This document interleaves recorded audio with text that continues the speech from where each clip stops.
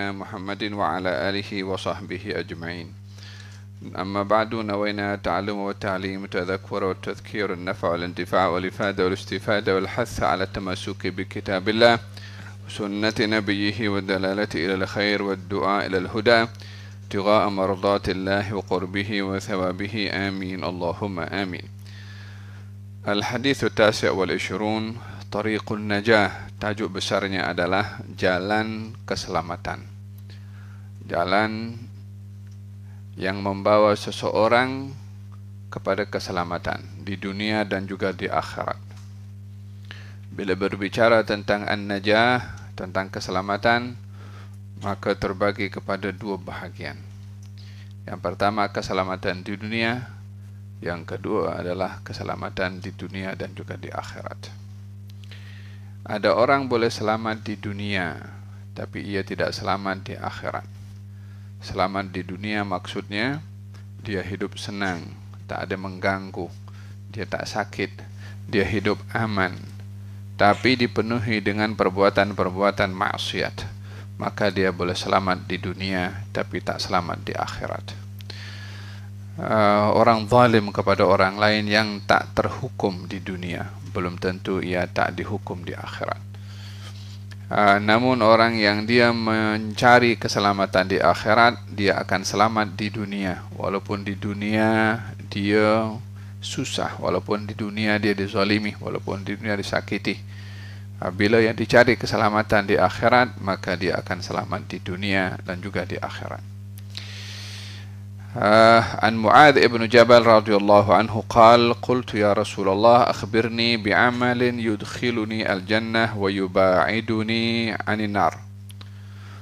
Rasulullah, beritahukan padaku tentang amal perbuatan yang memasukkan aku ke dalam syurga dan menjauhkan aku daripada api neraka. Merujuk kepada firman Allah Subhanahu wa taala di dalam Al-Qur'anul Karim, كل نفس ذائقة الموت وإنما توفون أجوركم يوم القيامة فمن زحزح عن النار وأدخل الجنة فقد فاز وما الحياة الدنيا إلا متاع الغرور.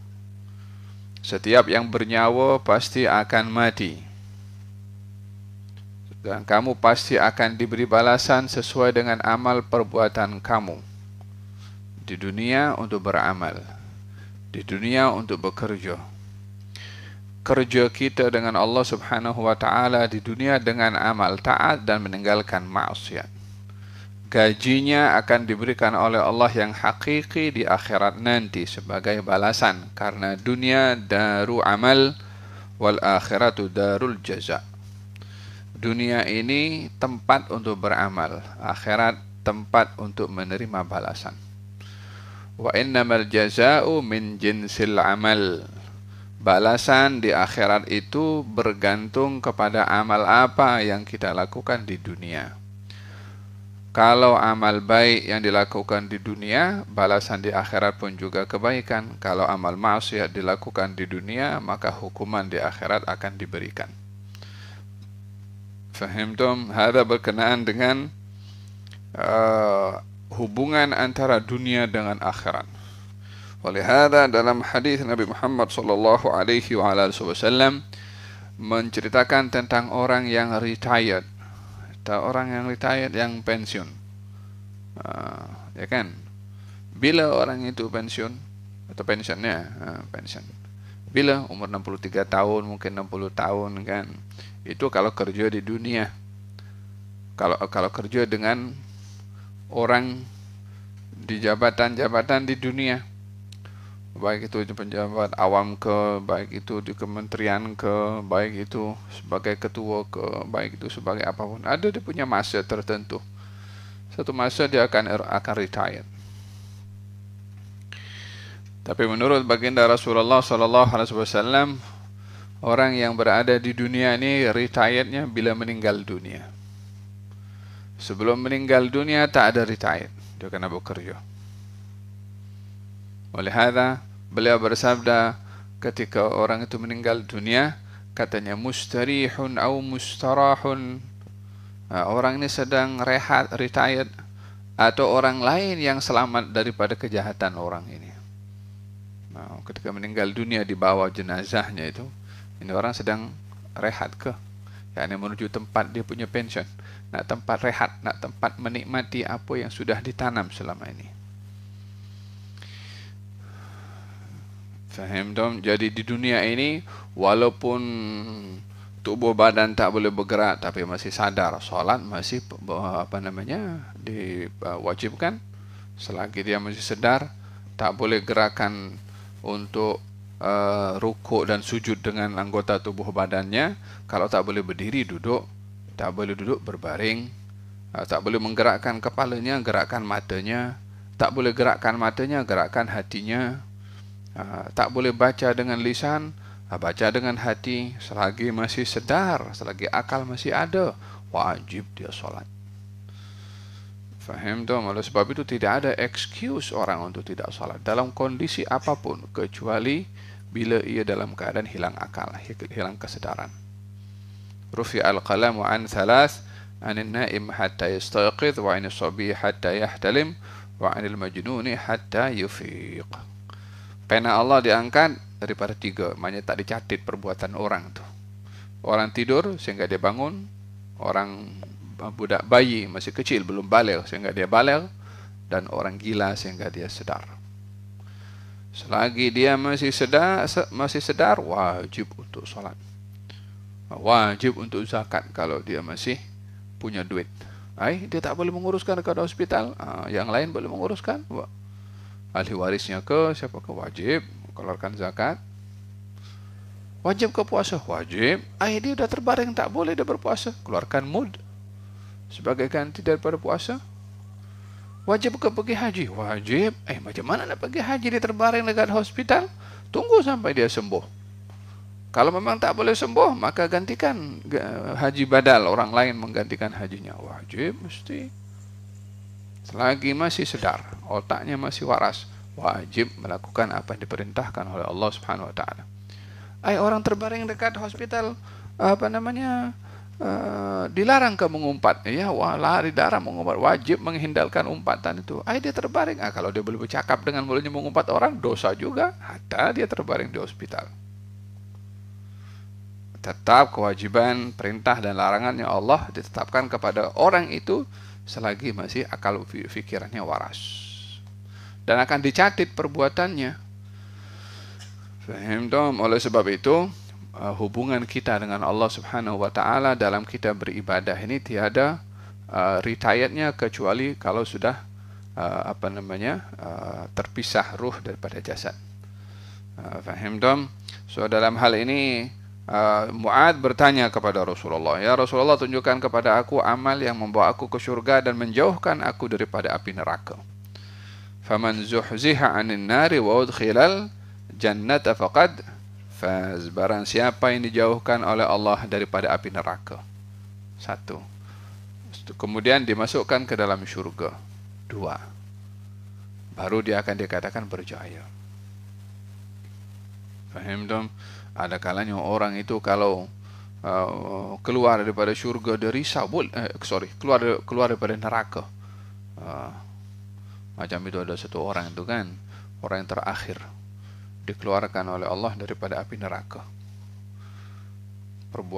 Perbuatannya terlalu teruk di dunia, so dikeluarkan daripada api neraka karena masih ada zarrah daripada iman, karena masih ada sebiji atau sebesar biji atom daripada iman.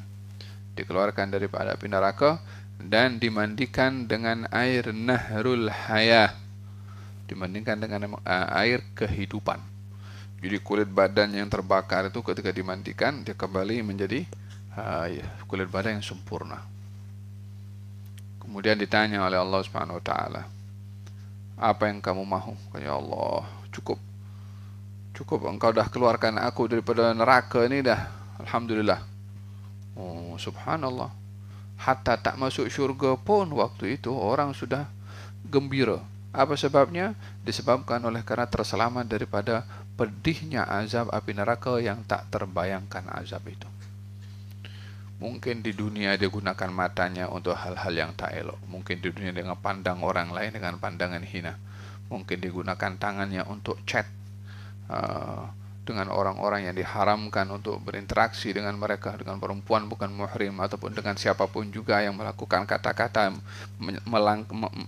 melangkaui adab dan sopan santun, komen yang tak elok mungkin, ya kan? Bukankah kita dalam hadis ini katakan ketika orang itu campakkan ke dalam air neraka karena mulutnya, mungkin dia komen, mungkin dia tulis komennya dalam bentuk tulisan.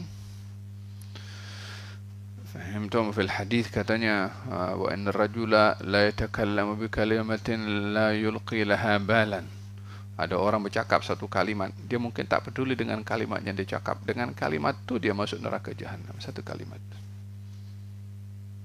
Fahimtum? Ini kerajaan-kerajaannya Allah Subhanahu wa taala. Ini dunia, bumi-buminya Allah Subhanahu wa taala. Yang maha raja adalah Allah Subhanahu wa taala. Semua itu adalah hamba kepada Allah, siapapun ia.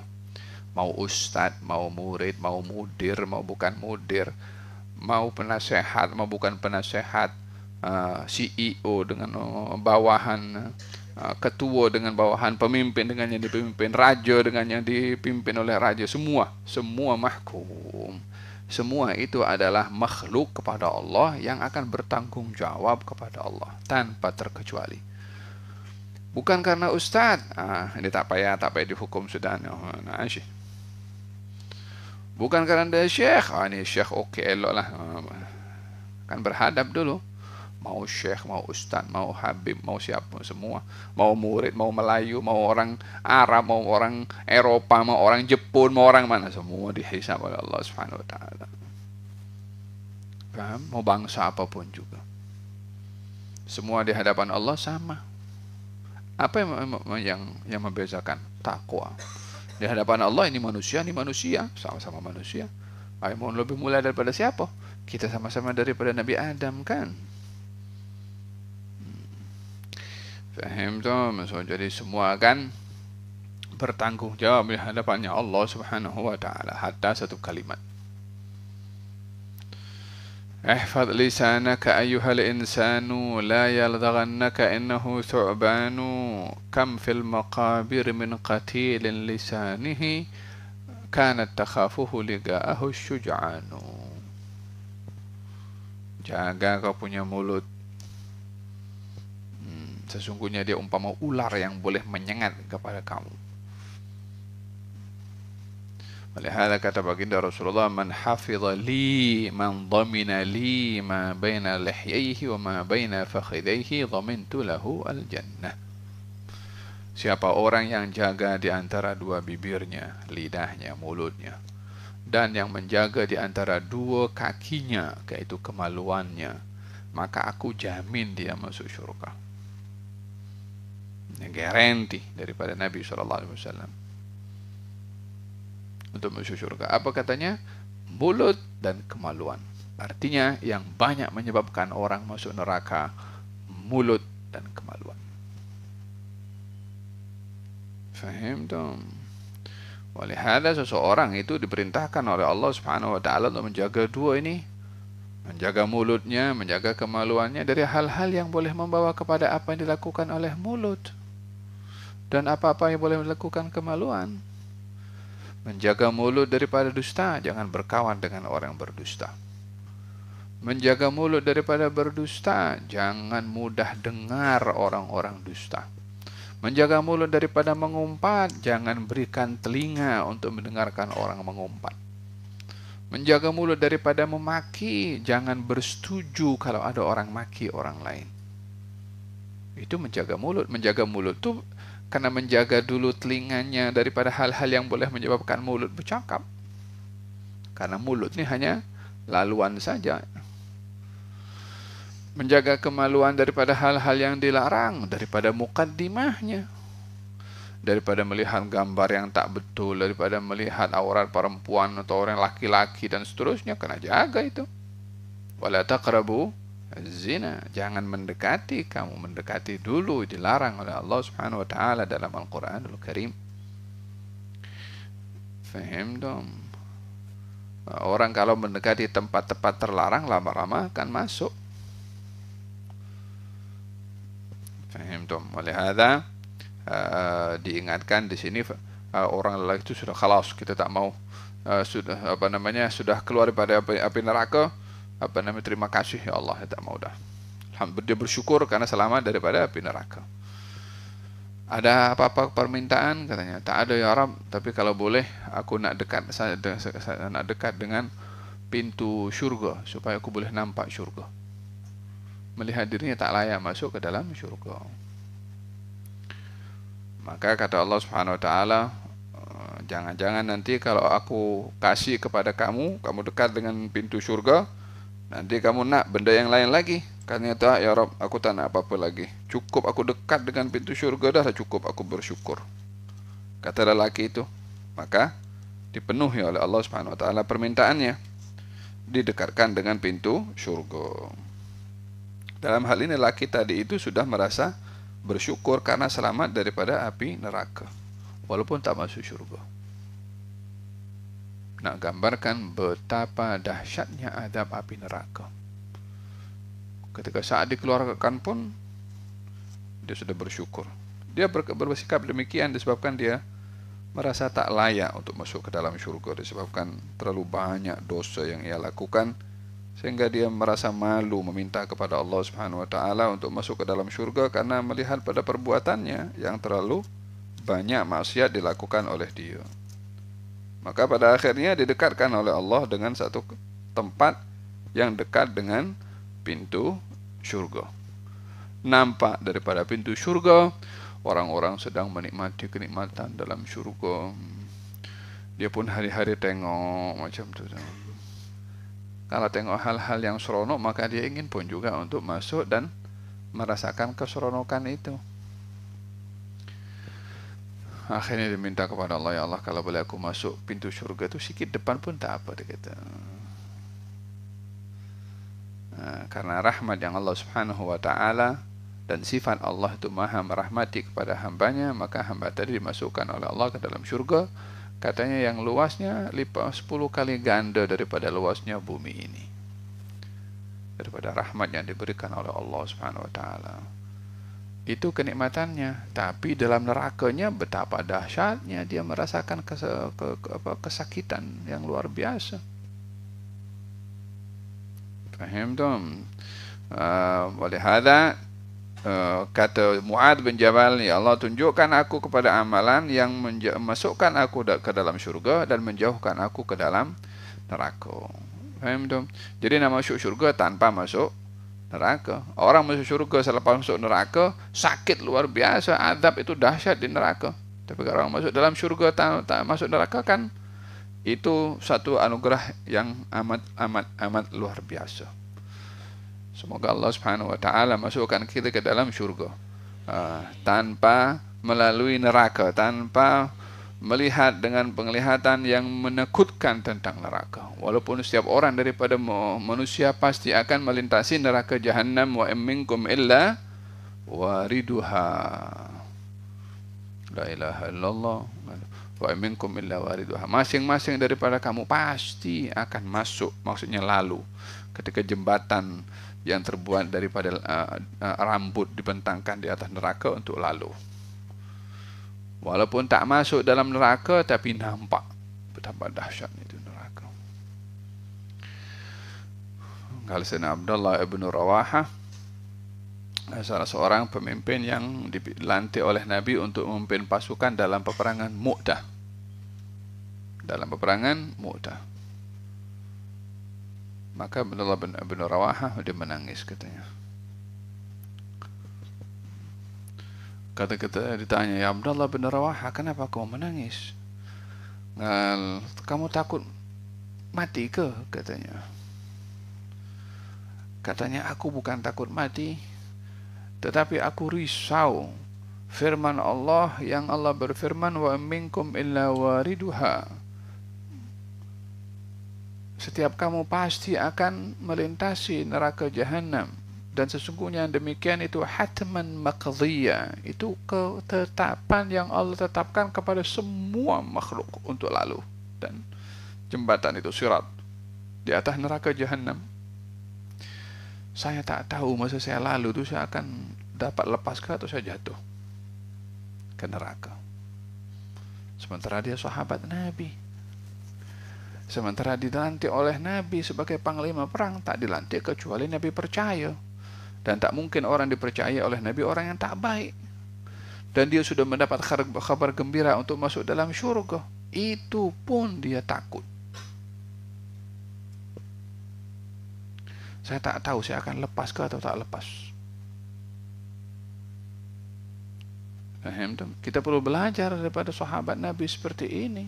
Kalau itu sahabat yang sudah dijamin masuk syurga pun takut, apatah lagi kita, tak ada seorang pun daripada kita yang terjamin.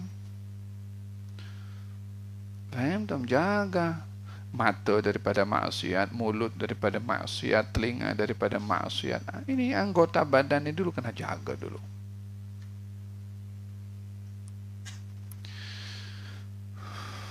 Naam, laqad sa'alta an 'azimin wa innahu la yasirun 'ala man yassarahu Allah.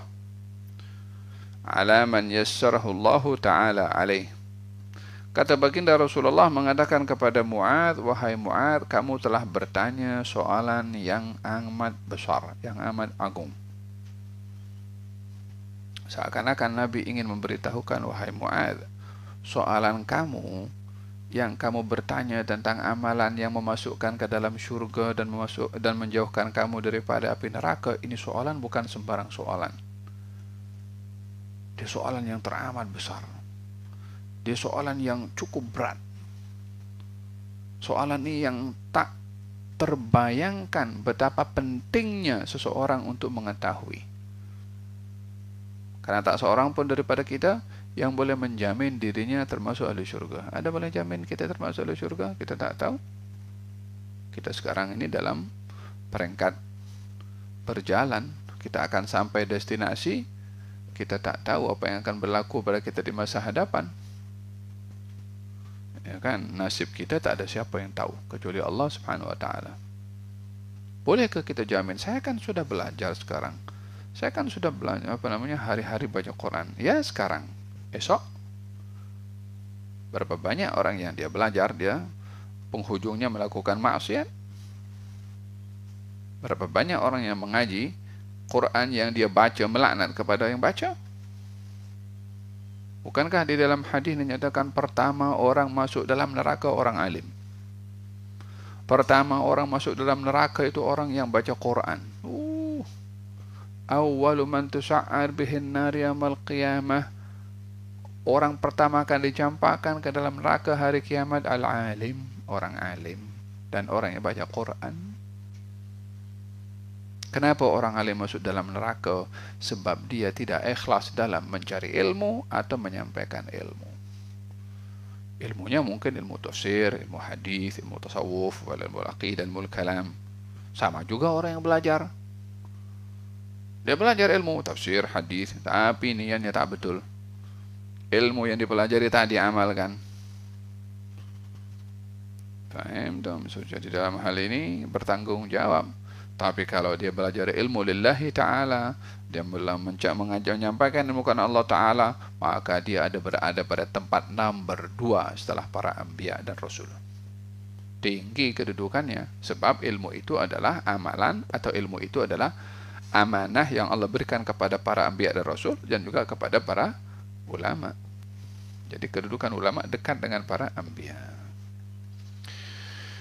Faham dong? Maka katanya di sini, ini persoalan penting, sangat penting untuk kamu beri perhatian. Apa itu? Perbuatan yang boleh memasukkan syurga dan menjauhkan daripada api neraka. Karena di akhirat nanti tak ada tempat kecuali 2, imma syurga atau neraka. Dan kita seorang pun daripada kita yang tahu di mana kita akan lalu jalan itu. Ya. Wasiqal ladzina kafaru ila an-nar zumara. Akan digiring orang-orang kafir menuju ke neraka kelompok-kelompok. Digiring itu maknanya dikawal. Dia bukan boleh pilih jalan lagi dah. Aku nak pergi ambil jalan sini masuk syurga, masih. Masing-masing sudah dikelompokkan. Lainnya itu sudah jelas. Orang-orang bertakwa, syakalladzina taqaw rabbahum. Orang-orang yang dia bertakwa kepada Allah digiring ke mana? Ke syurga. Orang bertakwa. Ada laluannya juga. Masa itu tak ada lagi kuasa untuk memilih. Saya nak pergi sini dah, masih. Faham tak? Kita nampak itu macam kalau lorong tu sudah dibagi lurus seperti ini kan. Ya macam tu dah jalan. Nak pusing sana pusing tak ada laluan dah. Dan kita digiring tanpa ada pilihan. Nampak kambing kalau digiring sama itu, dia tak ada pilihan dah. Di sini kita punya hak untuk memilih. Di sini kita boleh memilih. Di sini kita boleh membezakan untuk kita pilih mana yang baik, mana yang tidak. Naam. Laqad sa'alta an 'azimin wa innahu la yasirun 'ala man yassarahu Allah. Untuk kita mendapatkan petunjuk yang dengannya kita boleh masuk syurga dan jauh daripada api neraka, akan menjadi mudah bagi orang yang dimudahkan oleh Allah Subhanahu wa taala untuknya. Semoga Allah mudahkan kepada kita untuk dapat mengambil jalan yang membawa kita ke syurga dan menjauhkan kita ke dalam api neraka. Amin, amin, amin. Wa ya man wafaq ahlal khair lil khair wa aanahum alayhi wafiqna lil khairi wal jannati wa a'inna ya alaih. Amin ya rabbal alamin. Wa innahu la yasirun ala man yassarahu Allah. Sesungguhnya perkara ini mudah bagi orang-orang yang dimudahkan oleh Allah untuk mengambil jalan tersebut. Apa itu? Kata yang pertama, ta'budullaha la tusyriku bihi syai'a. Kamu sembah Allah dan jangan kamu menyekutukan Allah dengan apapun juga. Menyembah Allah Subhanahu wa taala dan tidak menyembah selain Allah. Apa arti sembahan kepada Allah? Taat pada Allah. Apa arti sembahan kepada Allah? Tidak melakukan maksiat terhadap Allah. Tapi orang dia mengatakan saya beriman kepada Allah, saya sembah Allah, tapi dia taat hawa nafsunya, melakukan maksiat, dia taat kepada syaitan, melakukan maksiat, dia curi hak orang, dia gunakan matanya untuk melihat hal-hal yang tak elok, dia gunakan tangannya untuk melakukan hal-hal yang tak elok. Dia sembah siapa? Kalau sembah Allah, suruh jaga mata, jaga telinga, jaga tangan, jaga kemaluan, jaga kaki. Itu Allah yang suruh. Yang Allah tak suruh, jangan guna mata pandang yang tak elok, jangan guna tangan mengeluk hal-hal yang tak elok, jangan guna kaki untuk hal yang tak elok, jangan guna kemaluan hal-hal yang tak elok. Itu Allah suruh. Kan? Gunakan mata melihat Quran, gunakan telinga mendengarkan Quran, gunakan tangan untuk hal-hal yang baik.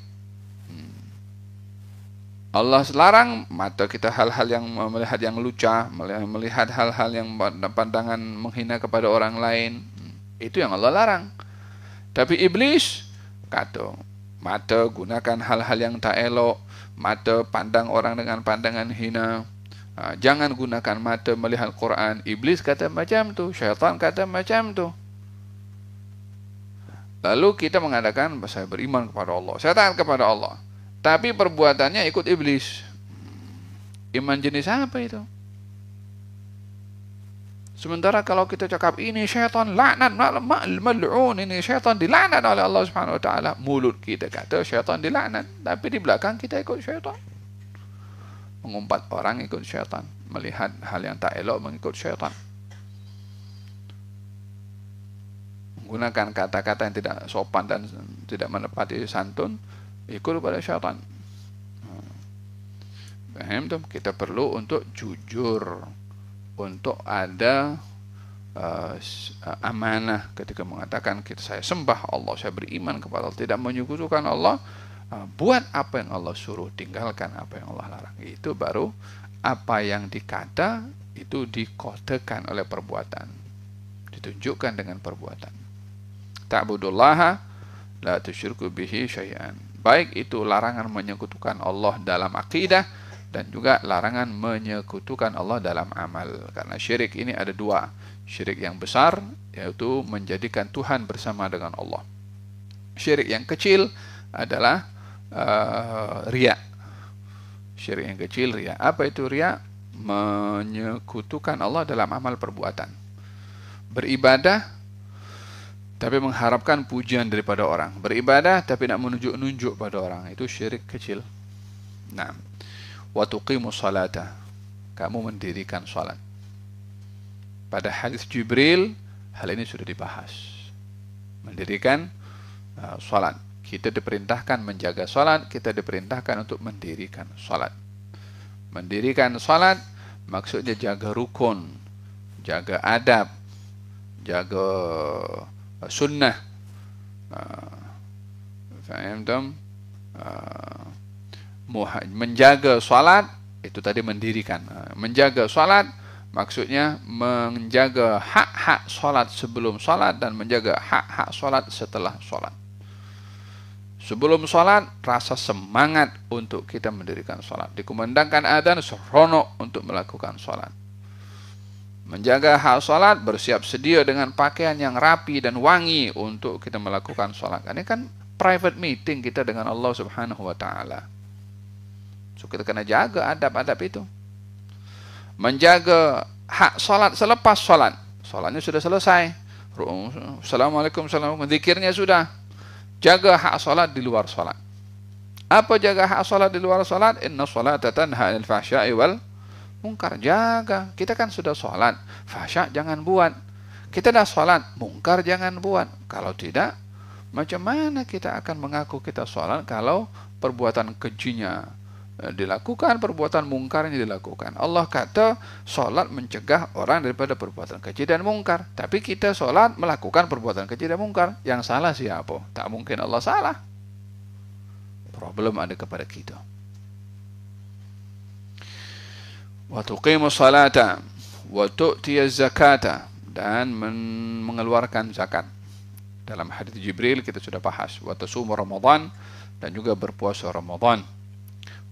Zakat diwajibkan pada tahun kedua daripada hijrahnya Rasulullah. Puasa Ramadan juga diwajibkan pada tahun kedua daripada hijrahnya Rasulullah.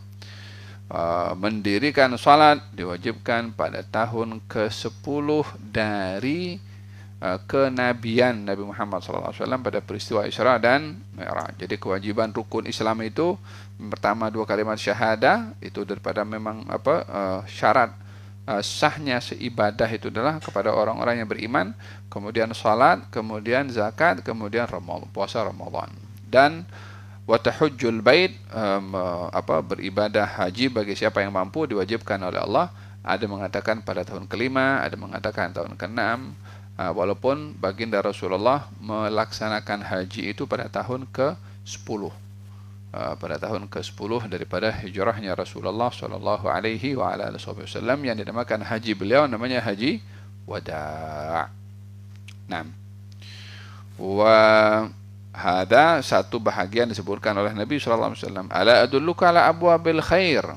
Melihat Mu'adz ini seorang yang sungguh-sungguh di dalam soalannya, dan Nabi melihat Mu'adz mampu untuk beramal, dan kecenderungan Nabi untuk lebih banyak memberikan nasihat, maka Nabi offer tambahan ilmu, tambahan amalan, tambahan kebaikan yang ingin dikongsi oleh Nabi kepada Mu'adz dan juga kepada umatnya, supaya mereka mengambil berat perkongsian Nabi yang memberi manfaat kepada umat itu sendiri. Menginginkan kebaikan untuk umatnya. Katanya, mahukah kamu aku beritahu tentang abwabul khair, pintu-pintu yang membawa kebaikan. Yakni itu pintunya, di dalamnya macam-macam kebaikan. Yang namanya pintu untuk kita masuk, di dalamnya macam-macam. Kita masuk madrasah, pintunya di dalamnya ada ruangan, ada musalla, ada bilik, ada kelas, ada mihrab, macam-macam. Tapi tak mungkin kita dapat itu semua kalau tak masuk melalui pintu. Maka kata baginda Rasulullah, mahukah kamu aku tunjukkan pintu-pintu kebaikan yang di dalamnya macam-macam kebaikan kamu boleh dapat. Apa pintu-pintunya? Yang pertama, as-saumu junnah. Puasa itu perisai. Junnah artinya perisai. Apa maksud perisai?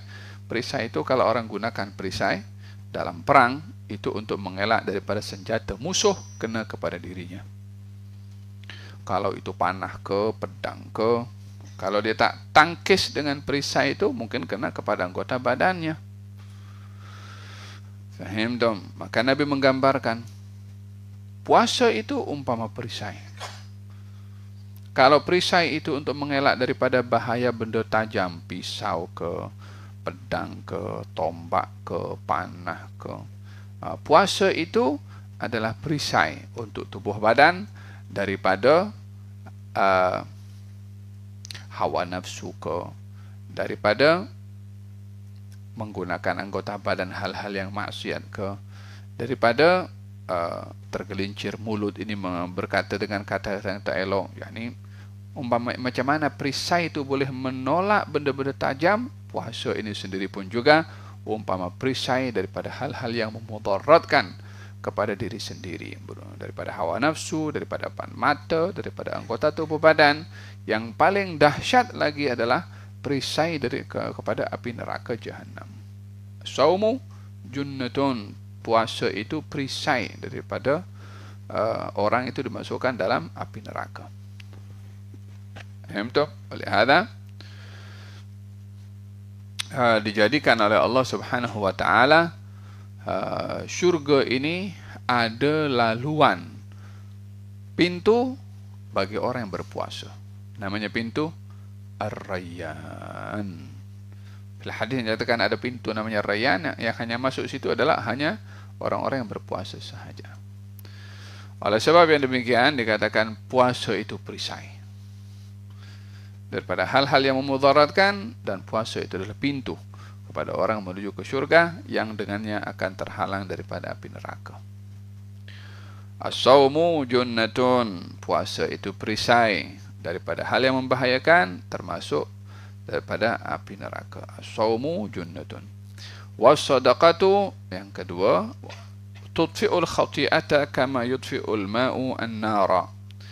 Dan sedekah di antara pintu-pintu kebaikan, yang pertama dari puasa. Di atas kan sudah ada puasa, dah watasumu Ramadan kan? Kenapa diulang lagi puasa di sini? Merujuk kepada puasa yang sunnah setelah puasa yang wajib. Merujuk kepada puasa yang sunnah setelah puasa yang wajib. Jadi orang yang akan masuk pintu Rayyan itu orang yang menjaga puasa wajib dan puasa sunnah. Apakah puasa sunnah? Yang pertama, peringkat paling rendah puasa sunnah adalah berpuasa 3 hari dalam 1 bulan. Tak kisah hari apa saja, yang penting 3 hari. Yang kedua, 3 hari juga, tapi dipilih hari putih, Ayyamul Bidh, 13, 14, 15 mengikuti bulan Hijriyah. Paham tuh? Yang pertama tadi mutlak, minggu pertama 1, minggu kedua 1, minggu ketiga 1, 3 hari oke. Peringkat yang ketiga, puasa Isnin dan Khamis. Kemudian puasa Nabi Daud, sehari puasa sehari tidak. Seseorang dalam mengambil langkah dengan tadarruj, dengan berperingkat. Tak boleh 3 hari, ambil 1 hari dalam 1 bulan, tambah lagi 2 hari, lama-lama 3 hari. As-sawmu junnatun was-sadaqatu tudfi'ul khati'ata. Dan sedekah itu dapat memadamkan kesilapan, maksudnya dosa. Kama yudfi'ul ma'u wan-nara, seperti mana air dapat memadamkan api. Maksud di sini adalah fadilah sedekah itu menghapus dosa, dan fadilah sedekah itu memadamkan murkanya Allah Subhanahu wa taala. Karena sifat Allah itu maha memberi, bila ada orang yang suka memberi, dia telah mengambil sifatnya Allah dalam memberi. Karena dia meniru Allah dalam sifatnya yang maha memberi, maka dia akan mendapatkan ganti pada apa yang diberikan kepada orang lain, dan akan meredakan atau menghilangkan murkanya Allah kepada dia. Dengan demikian, sedekah ini mengandung makna menghapuskan dosa dan memadamkan murkanya Allah Subhanahu wa taala, seperti mana api kalau menyala dipadamkan dengan api. Api itu simbol kepada kemarahan, sementara air yang memadamkan adalah menghilangkan kemarahan tadi. Memadamkan api, meredakan kemarahan atau menyejukkan kemarahan untuk tidak marah. Dalam hal ini Allah Subhanahu wa taala akan ridha kepada orang yang bersedekah. Wa salatul rajuli fi min jawfil lail, dan salatnya seorang lelaki di waktu malam, afdhalus salah ba'da salatil maktubah salatul lail. Afdhalus salah ba'dal maktubah salatul lail. Salat yang paling baik setelah salat wajib adalah salat malam. Salat yang paling baik setelah salat wajib adalah salat malam. Oleh hada digalakkan orang bangun malam di sini hatta 2 rakaat.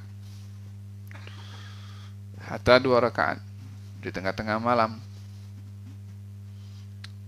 Fahimtum ayuhan nas afshu salam wa at'imu at-ta'am wa sallu bil wasilul arham wa sallu bil lail wan nasu niyam tadkhulul jannata bisalam. Wahai sekalian manusia, sebarkan salam, sambung silaturahim, beri makan kepada orang, dan sholatlah kamu di waktu malam, kamu akan masuk surga dengan salam, dengan selamat. Melihat dikatakan bahwasanya tidak sempurna pelajar ilmu itu kalau tidak ada wirid qiyamul lail. Tak cukup sempurna, tak cukup syarat.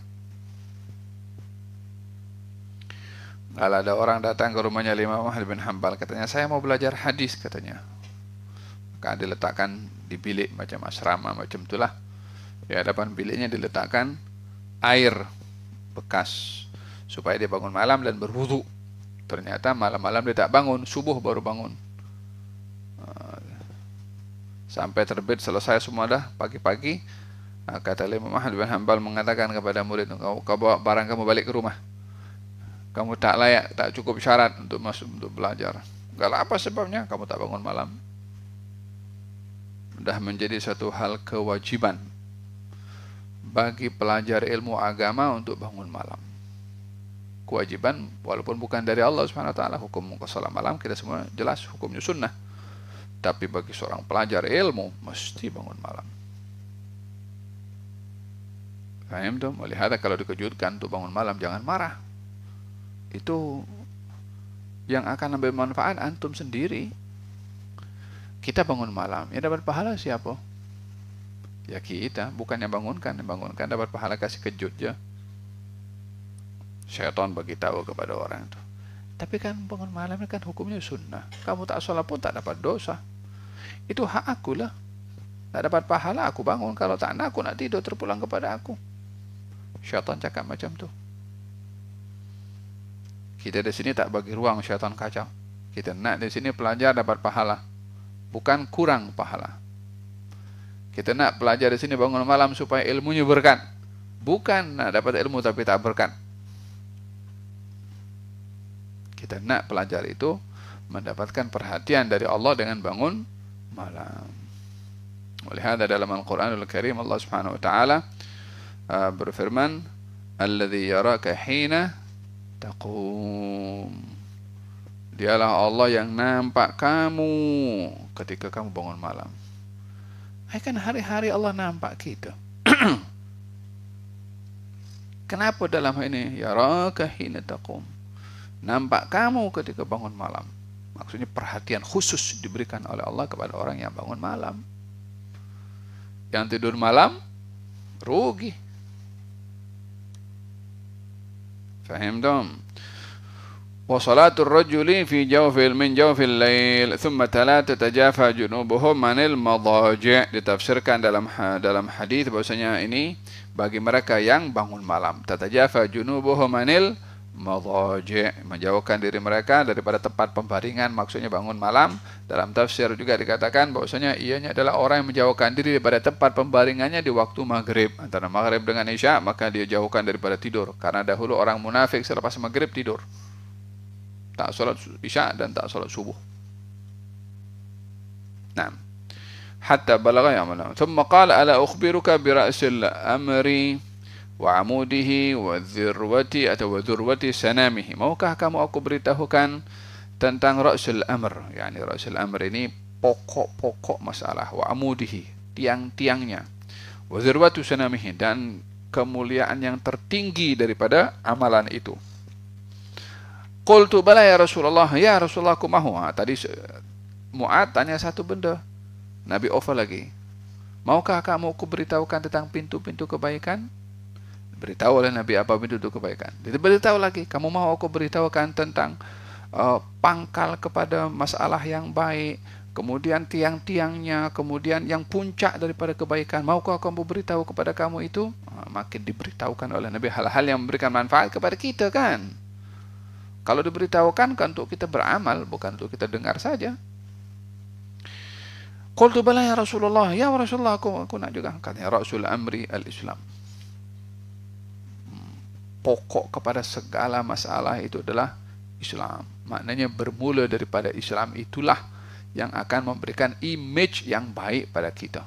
Apapun kebaikan yang kita lakukan, kalau tidak diyakini sebagai ajaran Islam yang diperintahkan oleh Allah, maka kebaikan itu hanya kebaikan dalam bentuk gambaran saja.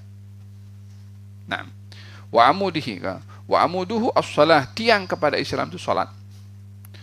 Wa dzirwatu sanamihi al-jihad, dan pangkal yang tertinggi daripada Islam itu adalah al-jihad.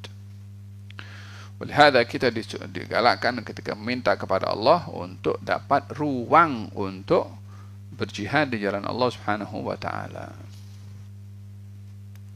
untuk mendapatkan syahid di jalan Allah Subhanahu wa taala. Kita tak ada sekarang, macam mana nak jihad kita? Nak berjihad dengan siapa? Macam mana mekanismenya? Macam mana caranya?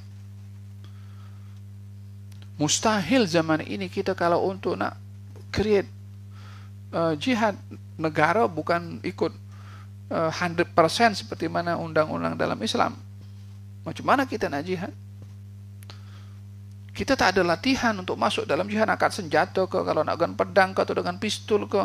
Macam mana kita nak jihad? Ya, kita mau jihad karena mesti ada kesiapan kan. Jangan kita pegang, kita nak jihad, nak gunakan pistol. Pegang pistol tak tahu, ini untuk macam mana nak masukkan peluru, kita tak tahu macam mana. Kan perlu latihan, perlu ada kesediaan. Ya kan? Atau nak berperang dengan pedang, ya kita kan ada pedang, kita ada latihan juga. Lalu macam mana kita nak jihad dengan kondisi sekarang ini? Faham tak? Jika perkara jihad mustahil atau sukar untuk dilakukan di era zaman ini, bukan mustahil, tapi sukar untuk dilakukan, mungkin sebagai bagian tepat boleh berlaku, seperti di beberapa negara yang sedang berhadapan dengan kekejaman Yahudi.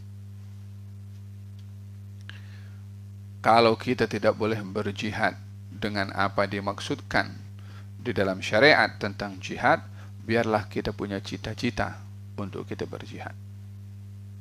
At least paling tidak kita pernah meminta kepada Allah Subhanahu wa taala, yang dengan permintaan dan doa itu mungkin akan dikabulkan dan digolongkan dengan para syuhada. Tapi kalau sama sekali tak nak, berarti dia meninggalkan sesuatu yang mulia. Wa dzirwatu sanamihi, ketinggian daripada segala yang ada dalam Islam itu adalah al-jihad fi sabilillah. Faham tak? So jika tidak berpeluang dengan banyak sebab untuk berjihad, minta kepada Allah agar supaya kita diberikan oleh Allah Subhanahu wa taala mati di jalan Allah Subhanahu wa taala sebagai syahid. Dikatakan dalam hadis Nabi Muhammad SAW, kebanyakan para syuhada daripada golongan umatku adalah orang-orang yang mati di atas katil pembaringannya.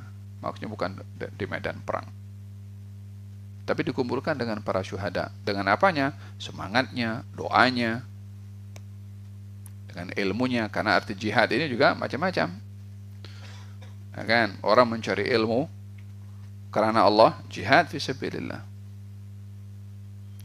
Orang yang terbunuh karena membela kehormatannya atau keluarganya atau hartanya, dia mati syahid di jalan Allah Subhanahu wa taala. Orang yang meninggal dunia saat melahirkan, dia akan dikumpulkan dengan para syuhada. Ya kan? Beberapa ada syahidud dunia wal akhirah, ada syahidu al akhirah, sebelum saya sebutkan tadi. Faham dom? Jadi wadirwatu sanamihi al jihad. Nah, orang mengorbankan hartanya di jalan Allah itu pun jihad. Kan? Jahidul kuffara, perangilah orang-orang kafir yang memerangi kepada kita itu bi alsinatikum, dengan lisan kamu, wa amwalikum, dengan harta kamu, menegakkan kebenaran, memberitahukan hal-hal yang hak terhadap apa yang dilakukan oleh musuh. Itu pun bahagian daripada jihad. Hasan bin Thabit berjihad dengan syairnya. Nah, dengan harta kamu, dengan duit yang dikorbankan di jalan Allah, itu pun jihad. Termasuk dengan anggota tubuh badan, yaitu dengan mengangkat senjata, itu pun bahagian daripada jihad. Fil hadis, orang keluar daripada rumahnya mencari ilmu karena Allah, maka dia fisabilillah, sehingga dia balik. Antum semua dalam keadaan jihad. Kalau betul niatnya, kalau betul dia punya fokusnya, apa yang ada dalam niat kita ketika kita belajar di tempat ini, itu yang menentukan adakah kita sedang berjihad atau tidak. Nah, semoga Allah berikan kepada kita niat yang baik untuk mencari ilmu, supaya waktu yang kita lalui di madrasah ini adalah sebagai jihad di jalan Allah Subhanahu wa taala, dan tak sia-sia waktu yang kita lalui. Sayang, dah ada di tempat ilmu, bukunya ada, gurunya ada, semuanya ada. Yang tak ada nawaitu untuk mencari ilmu karena Allah Ta'ala. Maka hatam 49 tahun dekat madrasah ini tak ada dia jihad fisabilillah. Apa sebabnya? Dia haramkan dirinya sendiri. Dengan apa? Dengan tidak ada kesungguhan dan niat yang betul. Niat itu bukan guru yang boleh paksa. Dia sendiri kena menghadirkan. Paham dong?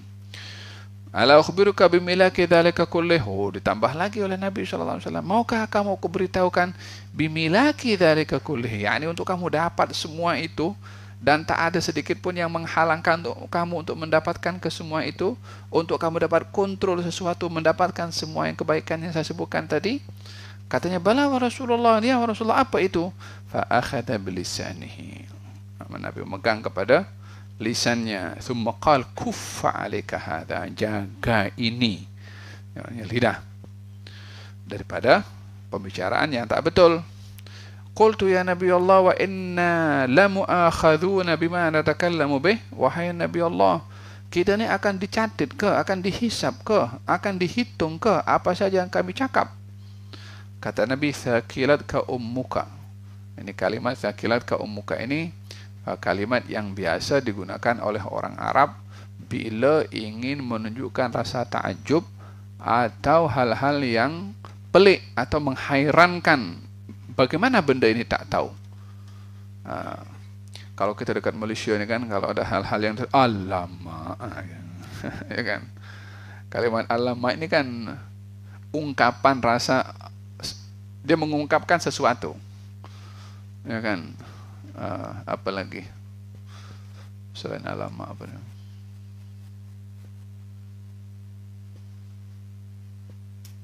Falhasil. Jadi kalimat-kalimat seperti ini adalah kalimat ekspresi terhadap maksud di mana Nabi merasa hairan kenapa tak tahu benda ini, atau benda ini begitu clear, lebih kurang macam tu. Wa hal yakubbun nasa fi nari ala wujuhihim aw ala manakhirihim illa hasaidu alsinatihim. Bukankah manusia itu dicampakkan ke dalam api neraka bermula daripada wajahnya atau manakhir ini hidung, melainkan disebabkan oleh kerana lidah-lidah mereka. Moga-moga Allah Subhanahu wa taala lindungi lidah kita supaya dengan begitu kita dapat apa yang Nabi sebutkan tadi semua itu, daripada pintu kebaikan, daripada pangkal Islam dan juga tiangnya, termasuk punca ketinggian daripada Islam seseorang berupa jihad di jalan Allah Subhanahu wa taala. Semuanya itu dapat kita dapatkan rahasianya dengan kita menjaga kita punya mulut, kita punya lidah.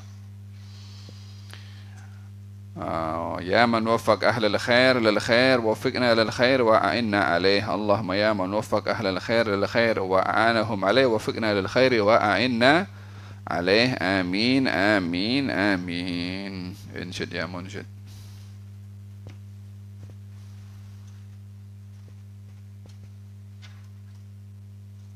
بسم الله.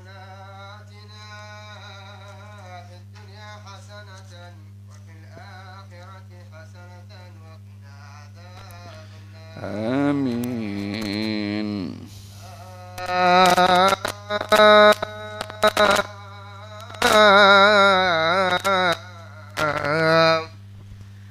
أهلا وسهلا بالحبيب الواصل من بعد ما نامت عيون العادل. أهلا وسهلا بالحبيب الواصل من بعد ما نامت عيون العاذلين. أهلا وسهلا بالحبيب الواصل من بعد ما نامت عيون العاذلين. أحييتني بالقرب منك وباللقاء من بعد موتي بالعباد القاتلين. أحييتني بالقرب منك وباللقاء من بعد موتي بالبعاد القاتلين. يا من هواه وحبه ووداده سكن السويدا من فؤاد الداخلين. يا من هواه وحبه ووداده سكن السويدا من فؤاد الداخلين. أنت المراد وأنت غاية مطلبي من كل عال في الوجود وسافلين. أنت المراد وأنت غاية مطلبي من كل عال في الوجود وسافلين. راحت بروحي صبوة وصبابة بجمالك الفرد البديع الكامل. فغدوت من بين الأنام مدلها ومولها في حال صب ذاهل. ذهبت به السكرات من كأس الهنا والأنس لا من كأس خمر الباطن. فتراه فار عن عوالم حسه لا يستفيق لقول ضد عادل. فاشرب شراب العارفين الأولياء الجامعين لكل وصف فاضلين. فاشرب شراب العارفين الأولياء الجامعين لكل وصف فاضل. واخضع لساقيهم وقطب مدارهم وإمام سالك سبلهم والواصلين. غوث البرية كلها ومغيثها عن إذن سيده المليك العادل. إن شئت تعرفه وتعلم وصفه بطريقة الإجمال فاسمع سائلين. هو سيد متواضع متخشع ورع تقي زاهد في العاجل، الشرع سيرته الحقيقة حاله، ومن العبودة بالمقام الحافل. بر رحيم بالخلائق كلهم، يرعى الوجود بعين لطف شامل، يمتد من بحر البحور محيطها، خير الأنام بعاجل وبآجل. يمتد من بحر البحور محيطها، خير الأنام بعاجل وبآجل. صلى عليه الله ما هب الصبا، أو صار حاد قصده برواحله، والحمد لله رب العالمين. أحسن. لمن هذا؟ والحداد. أحسن. فاتنا شفنا رسول الله وبعد أصحابه زواج ذرة مات نفسا ممنوع يرى من هذا